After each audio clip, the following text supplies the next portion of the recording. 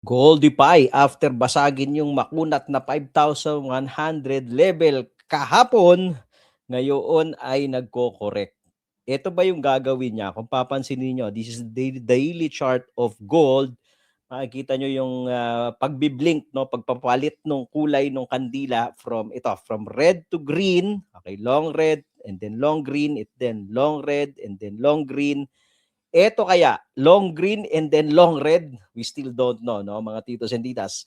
And I think, no, as long as magho-hold yung 5,100 level on a daily, we're not going to close below 5,100 on a daily, there's still a probability kay gold dahil nga po bumasag yan, there's still a probability na umabot tayo dito sa area ng 5,380 area. So ito pong top nitong previous candle, nung body lang, no, yung body top niyan. Alright. Ngayon, we're trading gold sa lower time frame, so we're looking for buy the dip setup dahil green cloud tayo, dahil nag-breakout tayo. Okay.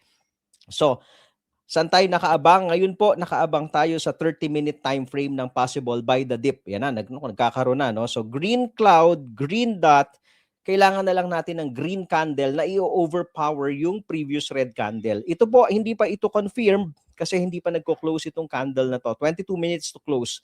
So, we have to patiently wait na magkaroon tayo ng green candle na mag-overpower ng previous red candle. So, kailangan powerful candle yung inaantay natin.